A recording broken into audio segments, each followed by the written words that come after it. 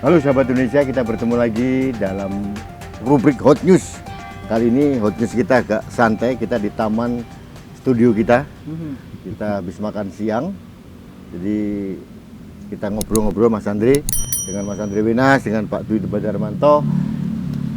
Makan tadi kurang tenang saya, Mas. Kenapa, Mas? Karena baca berita ini tentang Pak Mahfud MD, gitu ya, Menko Polhukam memediasi FPI Soal tanah di Megamendung. yang Megamendung itu ya? Yang dipakai oleh Al-Markas Islami yang Agrikultural. Agrikultural Nah, ya. ini begini sahabat Indonesia, bagi saya agak aneh karena FPI ini kan sudah ditetapkan sebagai organisasi yang terlarang. Jadi pertanyaan mendasar saya, mengapa pemerintah masih mau memediasi? Maksudnya, Apalagi ini kan ada tuntutan hukum nih Mas Andri, Mas Dwi. Tuntutan hukum dari PTP 8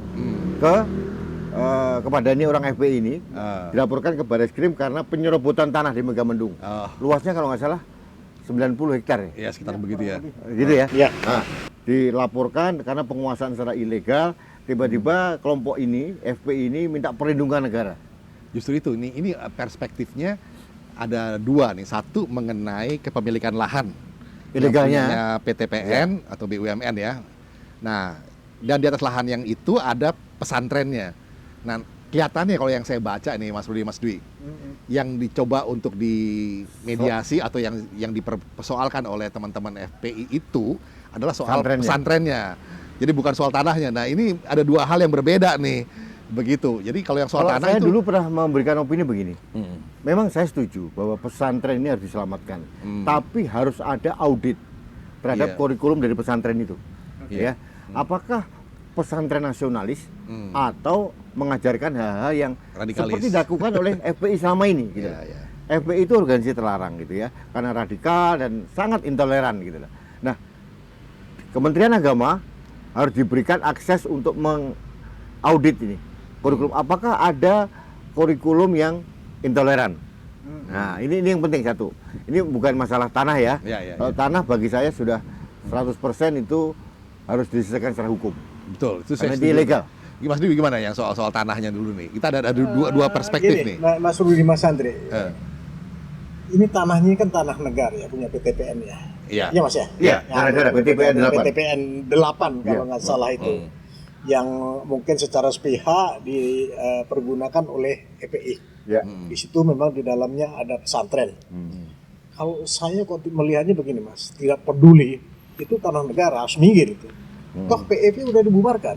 Iya. Kenapa masih kita lindungin gitu loh? Itu poin saya. Itu yang membuat saya tadi makan siang saya nggak tenang itu gara-gara itu.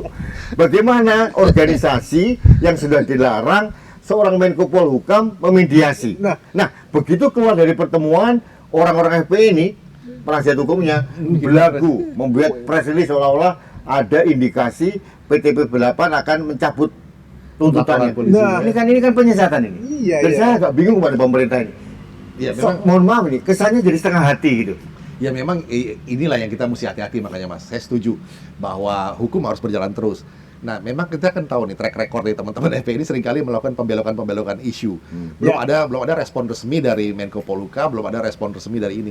Yang sampai saat ini kita pegang adalah bahwa proses hukum tadi yang Mas disampaikan itu akan jalan terus tuh soal kepemilikan tanah. Iya. Nah, soal pesantren tadi yang Mas Rudi sampaikan itu juga rupanya itu yang mau dimediasi, tetapi kemungkinan terlalu pagi gitu loh. Mesti urusan tanah diberesin dulu, status kepemilikan jelas, mereka udah keluar. Nah, sekarang ini mau diteruskan apa enggak itu adalah political will dari Kementerian BUMN dengan Menko Polhukam atau pemerintah lah dengan pengelola pesantren, tapi jangan yang seperti Mas Rudi sampaikan tadi, yang kurikulumnya segala macam lah gitu. Tapi kalau menurut saya ini, yang pertama itu tidak perlu ada mediasi masalah ini. Itu Mas, itu. Karena seolah-olah ya, karena yang diajak pihak yang berkepentingan ini kan PTN 8. Nggak ada sangkut pautnya dengan apa yang dilakukan di tanah ilegal itu toh. Nah, ini hanya pencitraan. Seolah-olah pesantren menjadi kok mau ditutup gitu kan? Ini kayak dijadikan tameng gitu ya. Ini yang diajak, ini para pihak ini adalah FPI dengan PTP 8. Yang membuat saya aneh ini adalah kenapa pemerintah mau memediasi. Ini kan ada langkah hukum yang sedang berproses gitu. seharusnya Menko Polhukam biarkan saja hukum berjalan. Itu clear dulu lah ya. Clear dulu. Jadi setelah itu, setelah clear status pesantren mau diapain, nah ini tergantung kebijakan. Ya. Kebijakan dan audit tadi. Jangan sampai gitu. Tapi ini membuat keanehan ini. Sama persis kasus yang kemarin, yang Munarman protes keras kemana-mana karena relawan FPI diusir, dibubarkan polisi karena bantu banjir. Iya, iya. Nah, ini logika berpikirnya kebalik. Ini sekarang ini kalau misalkan ada banjir, kemudian ada sekelompok orang tertentu Itu dia. membantu korban banjir pakai bendera PKI, boleh nggak? Nah itu dia, pasti dibubarin. Pasti dibubarin. Pakai bendera HTI, Iya, boleh nggak? dibubarin, ya. Kenapa FPI seolah-olah dibedakan dengan dua organisasi yang sama-sama terlarang? Bagi saya aneh, Mas. Nah itu, Aneh saya. Jadi saya hari ini makan siang saya tidak sukses. Jadi makan lagi. Harus ulang itu. Jus, Mas. agak adem jadi agak adem. Nah, Mas, kirim jus, Mas. Ya, makan harus diulang lagi. jadi saran kita nih solusinya apa sebetulnya? Saran kita nih ya, supaya tidak menimbulkan kebingungan. Iya. Bahwa Kalau gini Mas Adri, kalau diminta saran, saya justru begini. eh, Kita hitung seberapa banyak sih pesantren santri yang ada di situ. oh, Misalnya tidak sampai 100, atau taruhlah sampai 200. Disalurkan ke pesantren yang lain kan, begitu juga. Artinya kan begitu. Kan ini udah jelas salah dia menggunakan tanah negara tanpa seizin barangkali ya. iya. Udah pasti. Iya kan? Duh, udah pasti legal, Udah Mas. dibubarkan, sudah selesai. Yang saya dengar gini Mas, Selamatkan nama dari juru manusia-manusianya. bicaranya BPN, Badan Pertanahan Nasional, Nah, kan diklaim oleh FPI bahwa mereka melakukan jual beli dengan penduduk di atas tanah yang ditelantarkan selama 30 tahun. Itu argumentasi mereka. Ya. Nah, BPN menjawabnya sederhana saja. Oke, kalau begitu kasih lihat dokumennya apa. Atas hak apa si Iya. masyarakat itu menjual? Jadi by apa data, sertifikatnya? Iya. Based on data. Iya, bicara data saja. Tapi gini, Mas Andre, Dan selesaikan Mas secara Dwi hukum, ya, gitu. saya jujur aja ada beberapa hal yang ingin membuat saya risau. Ini adalah ada kesan seolah-olah setengah hati Ya. pemerintah dalam pembubaran FPI. Setuju. Jadi dengan angka mediasi ini. Kenapa Udah, ya? Kenapa, Mas? Saya nggak ngerti ini. Apa yang terjadi? Padahal pada waktu pembubaran FPI yang menjadi leading sector kan Menko Polhukam juga. Polhukam, iya. Kenapa kok sekarang dia memediasi? Nah, ini sorry, saya akan membandingkan mungkin agak ekstrem ya. Pada waktu Pak Harto membubarkan PKI, itu benar-benar total di Sampai anak cucunya. sampai anak cucunya, bahkan terkesan berlebihan gitu ya. Iya. Ada apa? Bersih lingkungan lah segala macam lah. segala- Sampul C, sampul D, Iya. waktu itu kan. Iya, ini kan tidak gitu ya. Malah justru dimediasi seolah-olah diberikan panggung, diberikan sumber angin, ini kan repot. Iya. Kenapa? Apa karena beberapa tokohnya masih berkeliaran di luar? Nah, ini yang Sehingga bisa menurut bikin saya opini agak publik. bertanya-tanya ini. Kok bisa ya? Gitu. Pak Munarman lah bisa bahasa terangnya nih. Dan Munarman sampai sekarang masih Berkeliaran. gitu ya. Masih- Padahal sudah ada pengakuan dari anggota FPI Makassar, ya kan? Kenapa nggak diproses langsung gitu ya? Ya. Ini yang membuat saya aneh. Jadi saran kita yang tadi kita simpulkan Mas Dwi dari Mas Andri, yang pertama pemerintah menurut saya tidak perlu ikut campur dulu. Ya. Biarkan proses Proses hukum bekerja. berjalan, ya. Ya. Kalaupun proses hukum bekerja adalah itu masalah tanah, masalah hukumnya dulu. Oke. Masalah status yang ada di dalamnya, pesantren kayak atau apa itu akan diselesaikan kemudian. Ya. Itu pun dengan catatan, ya. Kalau pesantren itu bisa diaudit dan ternyata clear, aman untuk Pancasila dan Ini NKRI. audit ideologi maksudnya ya? Audit ideologi Audit dong. ideologi, iya. Karena begini, Iya, iya. FPI ini Iya, iya. jelas-jelas organisasi yang sangat intoleran. Itu diakui di semua orang. Ya. Nah, saya Makanya dibubarin kan? Iya, makanya dibubarin. Saya bingung, jangan-jangan pendidikannya di sini sama, Mas. Ya, itu dia. Yang pengajarnya kan mereka-mereka Pasti juga. tidak akan lebih Nggak jauh-jauh beda ya? Tidak jauh beda. Nah, Pasti itu dia. kayak begitu juga gitu. Jadi Ya. harus ada keberanian dari negara, pemerintah untuk tegas gitu ya. Jangan sampai kita membuat kita bingung ya. Ya. Ini pemerintah ini serius gak sih buat mau melarang FPI gitu ya? Nah, kemudian Oke. sarannya Mas Budi apa kalau buat para advisor atau advokat hukumnya FPI yang sering-sering bikin konversi ini? Saya sarankan segera untuk mencari lakban, Untuk bungkam, diam dulu. Kenapa? Menyebarkan hoax, Mas. Nah, itu dia. Ya, jadi memberikan suatu penjelasan seolah-olah PTP 8 mau Mencabut mencabut laporan laporan. polisi. Ya. ini kan Itu mungkin opini yang ingin dibangun oleh mereka sendiri ya. Tapi gini Mas Rudi, Mas Andri, saya juga pengen mengambil hikmah dari kejadian ini semua Mas. Apa pelajarannya nih? Ini ada pelajaran yang bisa kita ambil. Ternyata ada zaman dulu tuh kita sedang membiarkan sesuatu. Oh, pembiaran ini. Nah, dan ini tidak menutup kemungkinan terjadi di sektor-sektor lain pembiaran ini. Yang pada saatnya seperti Mas Andri bilang gunung Jadi gunung es. Gunung es ya, bukan gunung mas loh ya. Sekarang saya udah ingat bener nih. Kayak gunung es ya. Ya, Mas Rudi ya. Makanya ya, Mas bilang tadi harus tegas selesai satu masalah. Jangan ada apa sesuatu yang dibiarkan. Ini benar, setuju saya. Karena apa namanya mindset pembiaran ini semua lini. Semua. Yang Semua kecil-kecil aja sektor, mas. Mas. Ya. Di pinggir jalan tol nggak boleh jualan. Gitu? Satu dibiarkan. Ya. Jualan rokok misalkan. Atau dibiarkan. Ada jualan kopi, buka lapak di situ kecil.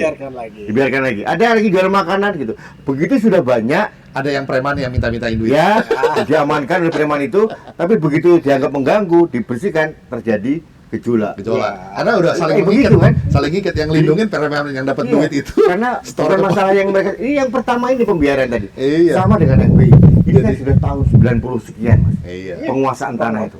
Dibiarkan coba. Udah hampir. Nah, ini nih Mas, 30 tahun coba. kebiasaan pembiaran ini ya, ini juga ada dari kehidupan sosial yang lain Mas. Khususnya untuk pengendara motor Mas. Ada lagi nih. Ini dibiarkan aja. Ini kasus yang berbeda, tetapi Kayaknya pembiaran ada dendam sama pengendara motor karena berulang-ulang membahas itu. Coba lihat, Bawa mobil bawa motor, Yang lawan arus itu. yang lawan arus. Oh, iya, Itu kan iya, hal iya. yang kecil. Padahal Tapi dibiarkan. ini si Ramon begitu kerja. Dibiarkan Mas. Sekarang itu sudah menjadi sesuatu yang benar. Iya. Melawan arus itu sesuatu Sekarang yang benar. yang lagi trending ini kali dibiarin nggak dikeruk-keruk banjir. Ya, sama juga. Banjir. Pembiaran itu loh. Iya, nggak dibersihin ya. Ya itu Tapi mungkin banjir itu mungkin bisa jadi mas. Kok masalah banjir lagi? Dibiarkan supaya ada dana penanggulangan banjir baru. Enggak lah itu Wes, banjir. ini akal-akalan sih banyak sekali sekarang ini. Ya, ini salah satu upaya dari kami, Lembaga Kajian Anak Bangsa dan Kanal TV Anak Bangsa untuk tidak membiarkan Ya, sesuatu yang menurut kita nyeleneh dan aneh, gitu loh ya. Kita kemarin sudah mengkritisi tentang masalah banjir, kita mengkritisi masalah vaksin, mengkritisi masalah pembesaran lab. Itu salah satu upaya kita untuk mengingatkan negara ini, jangan mereka itu bermain seolah-olah kita tidak tahu apa-apa. ya. Gitu loh ya. Dan jangan ambil kesempatan dijadikan komoditas ini Dan bencana ini. Kasus penguasaan tanah oleh FPI di sekian puluh hektar tanah di PDP ini terjadi banyak. betul. Dan akhirnya pada saat diamankan lagi terjadi benturan. Gitu? Perlu biaya lagi. Perlu anggaran. Yang paling biaya sosialnya. Itu dia social cost. Social cost Luar biasa. Dan itu kan nggak ternilai tuh. Ada korban dan ada dampaknya. Dan ini pemerintahnya harus mulai tanggap. Ini bukan hanya pemerintah pusat loh ya, pemerintah daerah ini loh ya. Iya. Nah, sebagai contoh nih, ini kampungnya Mas Andre yang di Cipanas itu, Kampung Arab. Nah, itu kan dulu hanya satu nih orang Arab Dibiarkan. money changer bahasa Arab dibiarkan. Iya. Sekarang jadi kota Arab sekarang. Astagfirullah. Ada hotel namanya Al Jazeera. Jadi kalau Mas Andre udah pulang lama ke pulang kampung ya. Kalau kita ke sana malam-malam, itu udah berdiri kayak di Timur Tengah, Mas. Semuanya tulisan Arab dengan nuansa Arab semuanya. Dibiarkan bertahun-tahun, diambil keuntungan itu. Iya. Ya, Ini yang terjadi, ya. betul Mas. Ini pembiaran ini saya Ini kuncinya di pembiaran tadi. Pembiaran Harus ini ada harus sikap dicegah. tegas dari pemerintah Ya.